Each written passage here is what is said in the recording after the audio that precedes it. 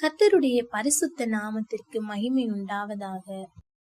19ஆம் நூற்றாண்டின் இருள்மயமான காலத்தில் வறுமை, பயம், மூட நம்பிக்கைகள் ஆட்சி செய்த நாட்களில் அன்பும் கருணையும் தேடி அலைந்த மக்கள் நடுவில் ஒரு துணிச்சலான பெண் எழுந்தார்.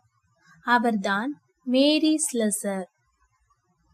ஸ்காட்லாந்தின் ஏழ்மையான வீதிகளில் பிறந்தாலும் அவர் இதயம் ஆப்பிரிக்க மக்களுக்காக துடித்தது.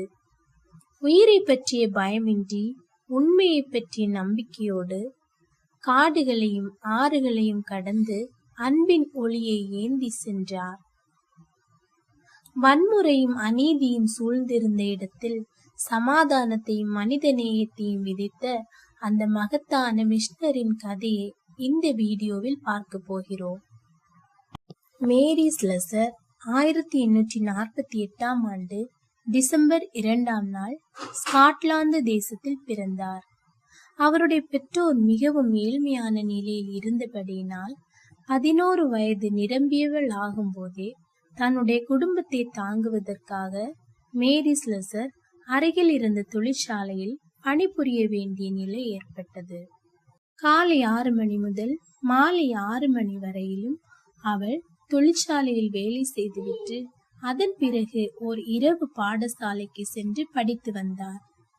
ஒரு புத்தகத்தை தன்னோடு எடுத்து செல்வார். வேலை செய்யும் போதும் சில சமயம் தன் பாடங்களை படிப்பார். இவ்விதமாகவே தன்னுடைய வேதாகமத்தை எடுத்து சென்று படிப்பார். அந்த நாட்களில் கர்த்தருடைய பிரசன்னம் மிக அருகில் இருந்ததை அவர் உணர்ந்தார். அது மட்டுமல்ல, அவ்வப்போது ஆண்டவர் அவரோடு பேசுவதையும் அவர் தெளிவாக உணர்ந்தார். வயதான ஒரு தாயின் செய்தியின் மூலமாக ஆண்டவரை தன் சொந்த இரட்சகராக ஏற்றுக்கொண்டார். மேலும் ஆண்டவரை அதிகமாக நேசித்தார். யோவான் எழுதிய நற்செய்தி நூலை மிகவும் பிரியமாக வாசிப்பது உண்டு. பல சமயங்களில் தனது தூக்கத்தை மறந்து கூட புத்தகங்களை அதிகமாக வாசித்துக் கொண்டிருப்பார்.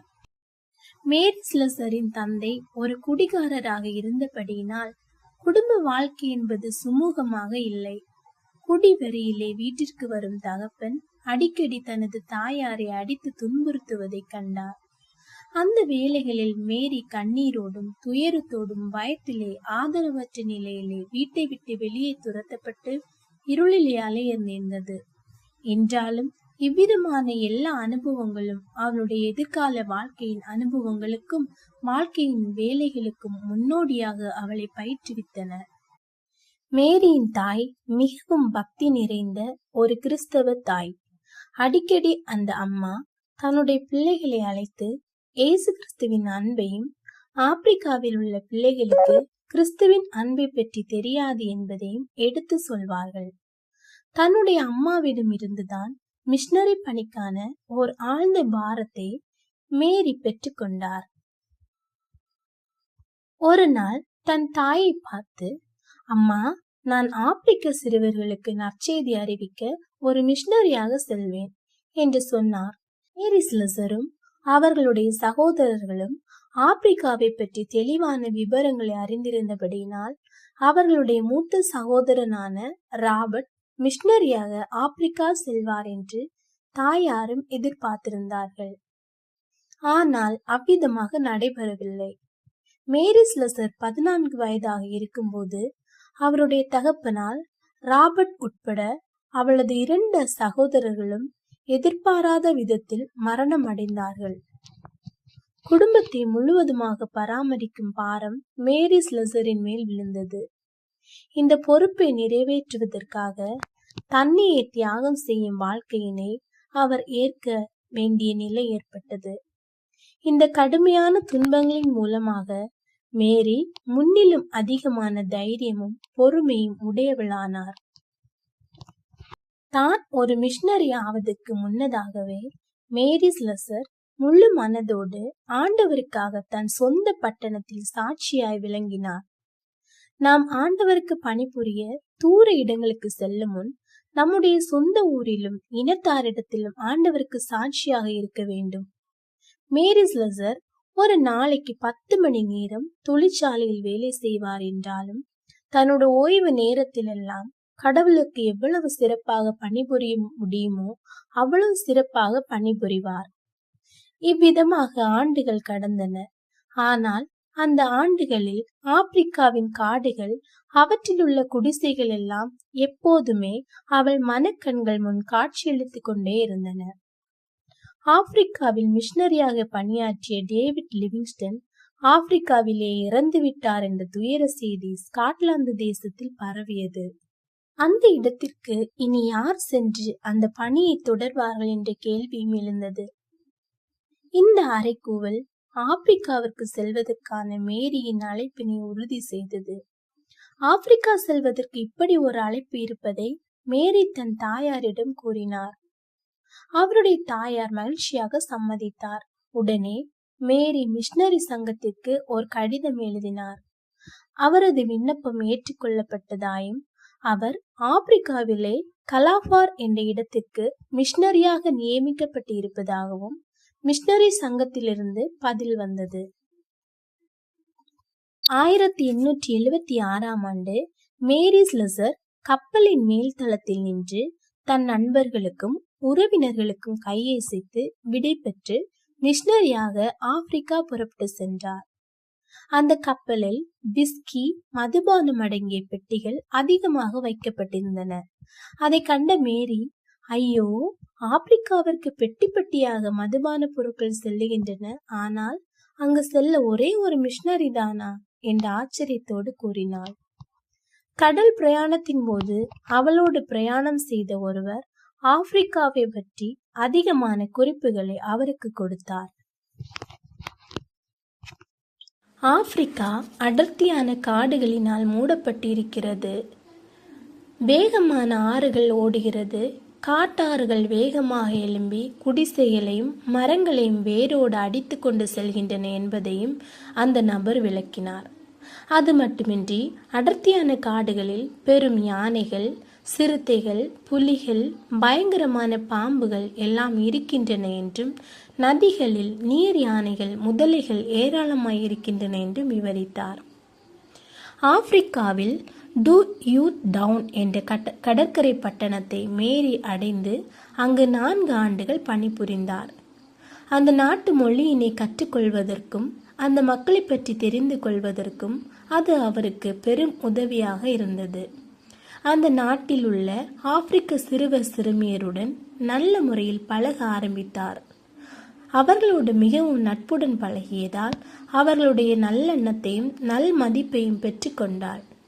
ஆனால் அவருடைய உள்ளத்திலோ ஆப்பிரிக்காவின் காடுகள் நிறைந்த உள்பகுதிகளுக்கு செல்ல வேண்டும், அங்கே ஆண்டவரை அறியாத மக்களுக்கு ஆண்டவரை பற்றி சொல்ல வேண்டும் என்ற விருப்பம் மேலிட்டிருந்தது. ஆப்பிரிக்கா எதனால் இருண்ட கண்டம் என்று அழைக்கப்படுகிறது என்பதை வெகு விரைவில் புரிந்து கொண்டார் மேரி. அங்கே பாவம், கொடுமை, அசுத்தம் முதலிய தீமைகள் நிறைந்த ஒரு நிலைமை காணப்பட்டது. அடிமை வியாபாரம் தாராளமாக நடந்து கொண்டிருந்தது. ஆண்களும் பெண்களும் பிள்ளைகளும் ஈவிரக்கமின்றி பிடிக்கப்பட்டு அடிமைகளாக விற்கப்பட்டு மிருகங்களை விட மோசமாக நடத்தப்பட்டார்கள். அங்கிருந்த மக்கள் குளங்களிலும் மரங்களிலும் பலவித அசுத்த ஆவிகள் இருக்கிறதாக நினைத்து பயந்திருந்தார்கள். வேறு சிறு மலைவாசிகள் சண்டையிடுவதிலும் குடித்து வெறித்து கூத்தாடுவதிலும் தங்கள் வாழ்க்கையையும் காலத்தையும் விரயமாக்கி கொண்டிருந்தார்கள். இன்னும் பலர் மனிதரை தின்னும் நரமாமிச பட்சிணிகளாய் இருந்தார்கள். தங்களுடைய தெய்வங்களை பிரியப்படுத்துவதற்காக மிருகங்களின் இரத்தத்தை சிந்துகிறவர்களாகவும் இருந்தார்கள். ஆப்பிரிக்காவில் ஏதேனும் ஒரு குடும்பத்தில் 2 பிள்ளைகள் பிறந்தால் இவை பேய்களினால் வந்தவை என்று அவர்கள் போதிக்கப்பட்டபடியினால் உடனடியாக அந்த குழந்தைகளை வெட்டி சிறு தொழில்களுக்கு முன்பதாக தூக்கி எறிந்து விடுவார்கள். இவ்விதமாக அவர்களை பெற்ற தாய்மார்களும் தனியாக வாழ்வதற்காக தனியாக காடுகளுக்குள் விரட்டி அடிக்கப்படுவார்கள். இவர்களில் ஒருவரும் கிறிஸ்துவின் அன்பை பற்றி ஒருபோதும் அறியவில்லை. இயேசு கிறிஸ்துவின் மூலமாக அவர்களுக்கு பாவத்திலிருந்து விடுதலையும் மகிழ்ச்சியையும் பரிசுத்தமுள்ள வாழ்க்கையும் உண்டு என்பதை அவர்கள் ஒருபோதும் உணரவில்லை. ஒரு தாயாருக்கு 2 குழந்தைகள் பிறந்திருக்கிறது என்பதை கேள்விப்பட்ட மேரி ஸ்லெசர் அந்த குழந்தைகளுக்கு நேரிடும் நிலையை அறிந்தவராக வேகமாக ஒரு குடிசைக்கு ஓடினாள்.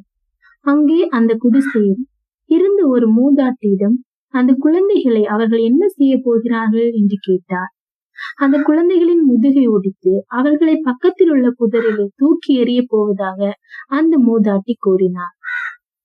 உடனே மேரி அந்த குழந்தைகளை தன் வீட்டிற்கு எடுத்து சென்று வளர்க்க ஆரம்பித்தார். எப்படியோ அந்த 2 குழந்தைகளில் ஒன்றாகிய ஆண் குழந்தை அதன் உறவினர்களால் திருடப்பட்டு கொல்லப்பட்டு விட்டது.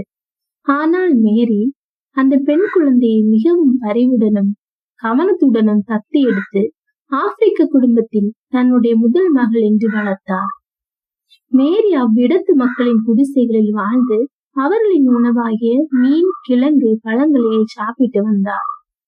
அந்த மக்களுக்கு உடைகளை தயாரிக்கும், எழுத படிக்க போதிக்கும் ஆசிரியையாகவும், பிணிகளை தீர்க்கும் செவிலி தாயாகவும் சேவை செய்து வந்தார்.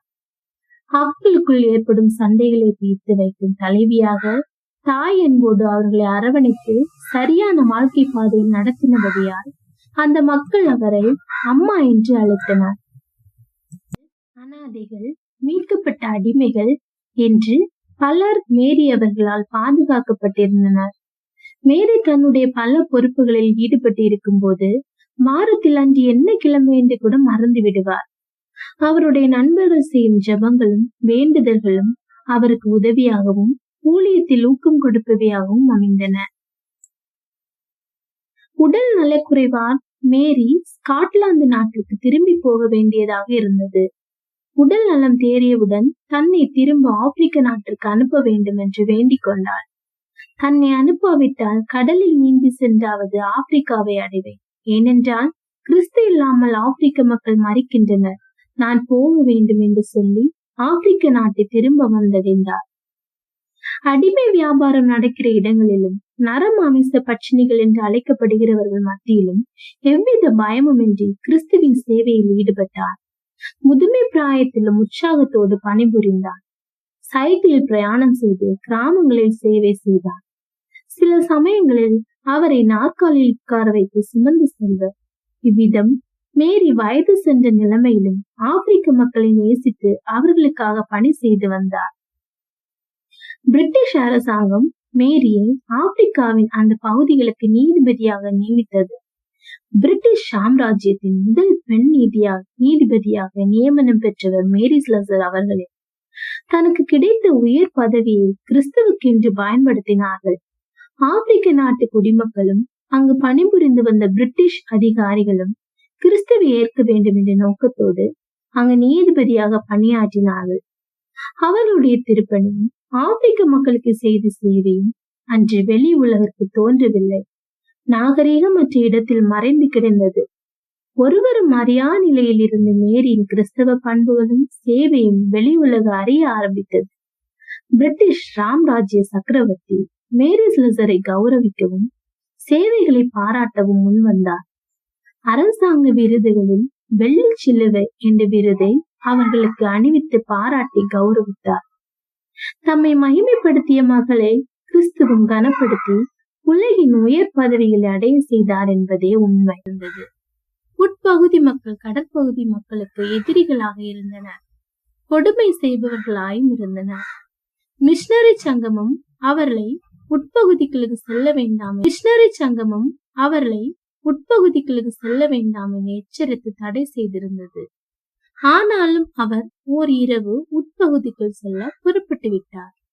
தன்னோடு 3 ஆப்பிரிக்க ஆண் பிள்ளைகளையும் ஒரு சிறிய பெண்ணையும் ஒரு குழந்தையையும் அழைத்து சென்றார். இருண்ட காடுகளின் வழியே புகுந்து ஒரு உட்பகுதி கிராமத்தை அடைந்தார்.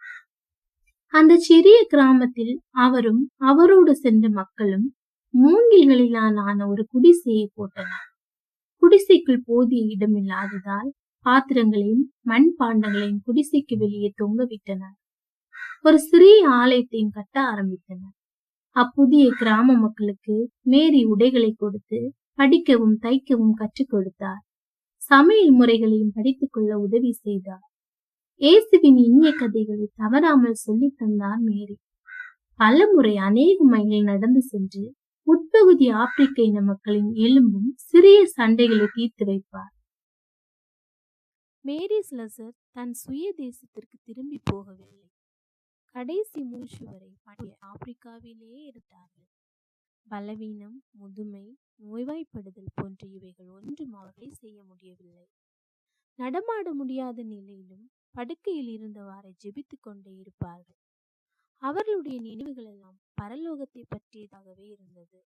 1915 ஜனவரி திங்கள் 13 கிறிஸ்துவின் சந்நிதியை அடைந்தார்கள். வெகு உண்மையாய் தான் சேவித்த கிறிஸ்துவிடம் பலனையும் கிரீடத்தையும் பெற பரலோகம் சென்றார்கள். அவர்களுடைய வாழ்நாள் முழுவதாகவும் பல போராட்டங்களை ஜெயிக்க உதவியது. அவர்களோடு படுக்கையில் கிடந்த அந்த வேதாகமம் முழு கோடுகள் வரையப்பட்டும் கப்பட்டது. அவர்களின் உடமையெல்லாம் உடைகள், புத்தகங்கள், அற்பமான சில பொருட்களே ஆகும். உண்மையாகவே அநேகரை ஐஸ்வர்யவான்களாக்கும் பொருட்டு தன்னை தரித்திரராக்கினார்கள். அநேகர் புது வாழ்வுக்கான தன் வாழ்வை அர்ப்பணித்தார்கள்.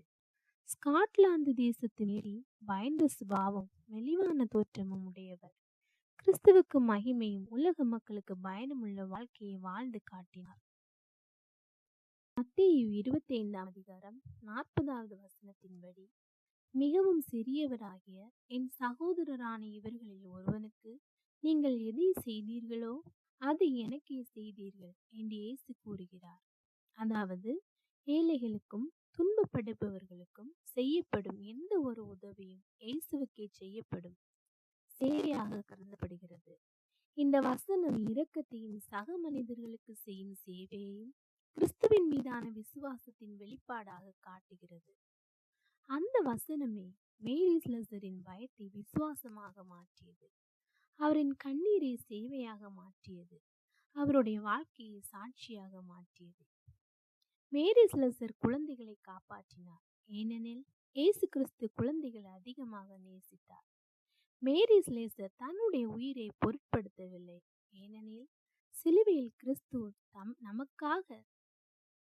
இன்று மேரி ஸ்லெசர் நமக்கு சொல்வது இதுதான்: இயேசுவை நம்பினால் எந்த மனிதனும் தேவனின் பிள்ளைதான். கர்த்தர் அழைக்கும் இடத்திற்கு செல்லுங்கள், அவர் நேசிக்கும் மக்களை நீங்கள். உங்கள் வாழ்க்கையும் ஒரு உயிருள்ள சாட்சியாக மாறட்டும்.